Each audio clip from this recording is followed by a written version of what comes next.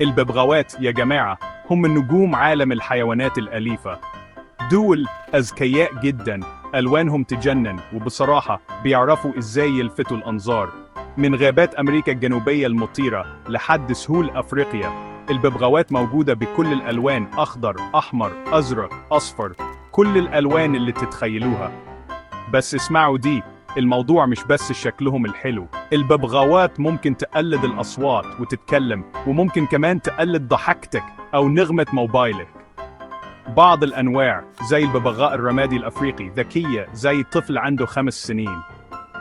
عندهم منقار قوي ومعكوف عشان يكسروا المكسرات ويغنوا بصوت عالي، ورجليهم صباعين لقدام وصباعين لورا، مثالية عشان يمسكوا الأكل أو يتعلقوا بالمقلوب.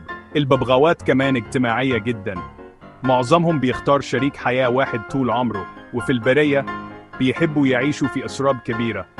دلوقتي لو بتفكر تجيب ببغاء للبيت، اعرف ده الببغاوات محتاجة تحفيز ذهني كتير جدا.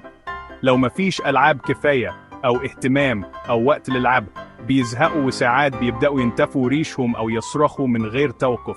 الطيور دي ممكن تعيش أكتر من 50 سنة، يعني اتزان مدى الحياة. أكلهم لازم يكون متوازن، فواكه كتير، شوية بذور ومكسرات، بس مش بس بذور دوار الشمس. ودولهم قفص كبير فيه ألعاب كتير ومساحة كافية للطيران.